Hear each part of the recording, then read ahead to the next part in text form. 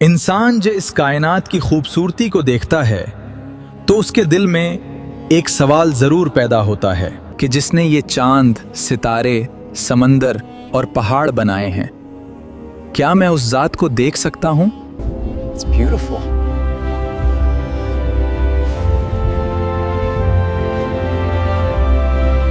یہ سوال صرف آج کے انسان کا نہیں بلکہ تاریخ کے عظیم لوگوں اور پیغمبروں نے بھی یہی خواہش کی، لیکن اسلام کی روشنی میں اس سوال کا جواب دو حصوں میں تقسیم ہے، ایک اس دنیا کے لیے اور ایک آخرت کے لیے۔ اس دنیا میں اللہ کو ان ظاہری آنکھوں سے دیکھنا قطعی طور پر ناممکن ہے۔ ہماری آنکھوں میں وہ طاقت ہی نہیں رکھی گئی۔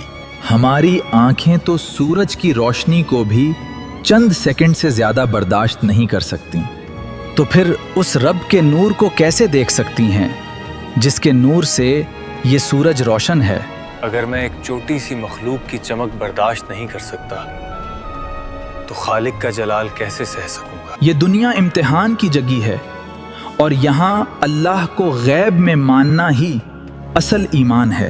قرآن مجید کی سورہ الانعام میں اللہ تعالی واضح طور پر فرماتا ہے، نگاہیں اس کا ادراک نہیں کر سکتے اور وہ سب نگاہوں کا ادراک کر لیتا ہے۔ سائنس بتاتی ہے کہ انسانی آنکھ صرف ویزیبل لائٹ کا ایک بہت چھوٹا سا حصہ دیکھ سکتی ہے۔ ہم تو پوری کائنات بھی نہیں دیکھ سکتے۔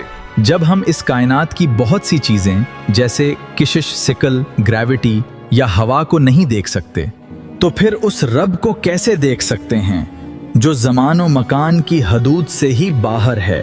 خدا کو آنکھوں سے نہیں بلکہ اس کی نشانیوں اور دل کی گہرائیوں سے پہچانا جاتا ہے۔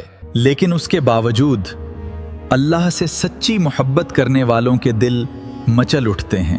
ایسا ہی ایک واقعہ تاریخ میں پیش آیا جب اللہ کے ایک جلیل القدر پیغمبر نے اللہ کا دیدار مانگا۔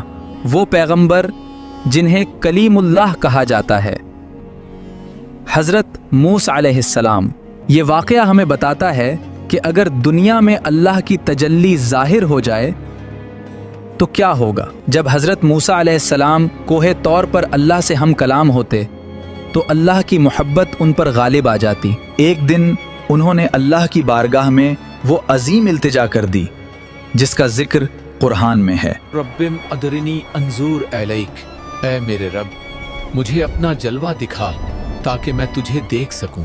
اللہ تعالیٰ نے اپنے پیارے نبی کی اس محبت بھری التجا کا جواب دیا۔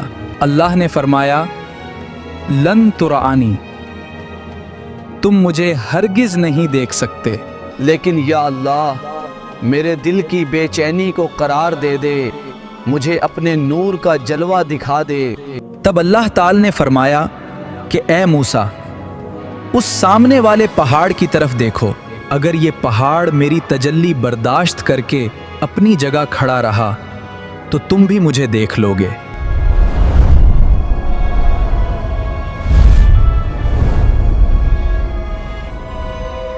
روایات میں آتا ہے کہ اللہ تعالی نے اپنے نور کی تجلی سوئی کی نوک کے برابر پہاڑ پر ڈالی۔ جیسے ہی وہ تجلی پہاڑ پر پڑی، وہ عظیم الشان پہاڑ جل کر راکھ کا ڈھیر بن گیا۔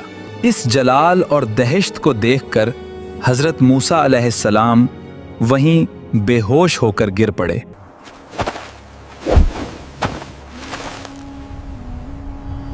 جب انہیں ہوش آیا تو انہوں نے سب سے پہلے اللہ کی پاکی بیان کی۔ انہوں نے کہا، یا اللہ تو پاک ہے، میں تیری بارگاہ میں توبہ کرتا ہوں اور میں سب سے پہلا ایمان لانے والا ہوں۔ یہ واقعہ ثابت کرتا ہے کہ اس مادی دنیا کی کوئی چیز اللہ کے نور کا سامنا نہیں کر سکتی۔ پہاڑ ریزہ ریزہ ہو گئے۔ موسیٰ علیہ السلام کے واقعے کے بعد ایک اور سوال پیدا ہوتا ہے۔ شب معراج میں جب ہمارے پیارے نبی 7ویں آسمان سے بھی اوپر گئے تو کیا انہوں نے اللہ کو دیکھا؟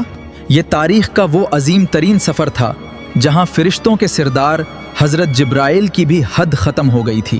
اے محمد، جہاد اس سے آگے آپ کا اور آپ کے رب کا معاملہ ہے۔ نبی کریم سدرۃ المنتہی سے بھی آگے گئے، لیکن کیا آپ نے اللہ کا دیدار ان آنکھوں سے کیا؟ اس بارے میں صحابہ کرام کے درمیان بھی سوال پیدا ہوا۔ یا رسول اللہ، کیا آپ نے اس رات اپنے پروردگار کو دیکھا تھا؟ صحیح مسلم کی حدیث ہے، نبی کریم نے حضرت ابو ذر غفاری اس کو نہایت خوبصورت جواب دیا۔ آپ نے فرمایا، نور انا اراہ، وہ تو سراپا نور ہے، میں اسے کیسے دیکھ سکتا ہوں؟ جس شخص نے تم سے یہ کہا کہ محمد نے اپنے رب کو دیکھا ہے، اس نے جھوٹ بولا۔ ام المومنین حضرت عائشہ رضی اللہ عنہا نے فرمایا کہ آپ نے اللہ کو نہیں بلکہ جبرائیل کو ان کی اصل شکل میں دیکھا تھا۔ لہٰذا امت کے اکثر علماء کرام کا یہی ماننا ہے کہ نبی نے اللہ کو ان ظاہری آنکھوں سے نہیں بلکہ دل کی آنکھوں سے دیکھا۔ آخر اللہ تعالی ہم سے کیوں چھپا ہوا ہے؟ اس کی وجہ اللہ کی ایک حدیث میں بیان ہوئی ہے۔ نبی کریم اتوغ نے فرمایا، اللہ کا حجاب نور ہے۔ اگر اللہ وہ نور کے پردے ہٹا دے تو اس کے چہرے کی تجلیات کائنات کی ہر اس چیز کو جلا کر اس لیے اس دنیا میں اللہ کا پردے میں رہنا دراصل ہم پر اور اس کائنات پر اللہ کی رحمت ہے۔ اگر وہ پردہ ہٹ جائے تو یہ دنیا اور اس کی ہر چیز فنا ہو جائے۔ یہ دنیا تو اللہ کی ملاقات کے لائق ہی نہیں۔ وہ ذات اتنی عظیم ہے کہ اس سے ملنے کے لیے ہمیں ایک نئی زندگی درکار ہے۔ اور وہ نئی زندگی ہمیں کب ملے گی؟ موت کے بعد، قیامت کے دن اور جنت میں۔ جو دیدار اس دنیا میں ناممکن ہے، وہ جنت کا سب سے بڑا اور عظیم ترین انعام ہوگا۔ قرآن مجید کی سورۃ القیامہ میں اللہ تعالی خوشخبری دیتے ہوئے فرماتا ہے، اس دن بہت سے چہرے تر و تازہ ہوں گے اور وہ اپنے رب کی طرف دیکھ رہے ہوں گے۔ یہ وہ لمحہ ہوگا جس کے لیے دنیا میں صبر کیا تھا، آج ساری تکلیفیں ختم ہو گئیں۔ صحابہ کرام نے ایک بار رسول اللہ سے نہایت معصومیت سے پوچھا، یا رسول اللہ بر، کیا ہم قیامت کے دن اپنے رب کو دیکھیں گے؟ کیا ہمیں دیدار نصیب ہوگا؟ کیا تمہیں 14ویں کے چاند کو دیکھنے میں کوئی رکاوٹ ہوتی ہے جب آسمان صاف ہو؟ نہیں یا رسول اللہ، چاند دیکھنے میں ہمیں کوئی رکاوٹ نہیں ہوتی۔ تب رسول اللہ نے فرمایا، جنت میں جنتیوں کو ہر وہ نعمت ملے گی جس کی وہ خواہش کریں گے، دودھ کی نہریں، سونے کے محل۔ لیکن صحیح مسلم کی حدیث ہے کہ جب جنتی جنت میں چلے جائیں گے تو اللہ تعالیٰ ان سے پوچھے گا، اے میرے رب، تو نے ہمیں جہنم سے بچا لیا، ہمارے چہرے روشن کر دیے اور ہمیں جنت دے دی۔ تب اللہ تعالیٰ نور کا وہ پردہ ہٹا دے گا جو خالق اور مخلوق کے درمیان تھا، اور جنتی اپنے رب کا دیدار کریں گے۔ حدیث میں آتا ہے کہ اللہ کا دیدار اتنا خوبصورت ہوگا کہ جنتی جنت کی باقی تمام نعمتوں کو بھول جائیں گے۔ یہ جنت کا سب سے بڑا انعام ہوگا۔ ذرا سوچئے، جس رب نے جنت کو اتنا خوبصورت بنایا ہے، اس کا اپنا حسن کیا ہوگا؟ اسی لیے اللہ نے ہمیں اس دنیا میں آزمائش کے لیے بھیجا ہے تاکہ ہم جنت کے اس عظیم دیدار کے لائق بن سکیں۔ جو دنیا میں اللہ کو بن دیکھے مانے گا، وہ آخرت میں اللہ کو اپنی آنکھوں سے دیکھے گا۔ کیا آپ نے کبھی تنہائی میں اپنے رب سے ملنے کی، اس کا دیدار کرنے کی دعا کی ہے؟ اگر نہیں تو آج سے یہ دعا مانگنا شروع کریں۔ دعا کریں کہ اللہ ہمیں روز قیامت ان خوش نصیبوں میں شامل فرمائے جو اپنے رب کا دیدار کریں گے۔ اللہم انہی اسأب الوکی لذرۃ النظیر الی وجہک۔ یہی وہ دعا ہے جو رسول اللہ مانگا کرتے تھے۔ آج کے اس مادیت پرست دور میں ہمارا اصل مقصد اس ملاقات کی تیاری کرنا ہے، کیونکہ جو آنکھ دنیا میں حلال اور حرام کی تمیز نہیں کرتی، وہ آخرت میں اللہ کا دیدار کیسے کرے گی؟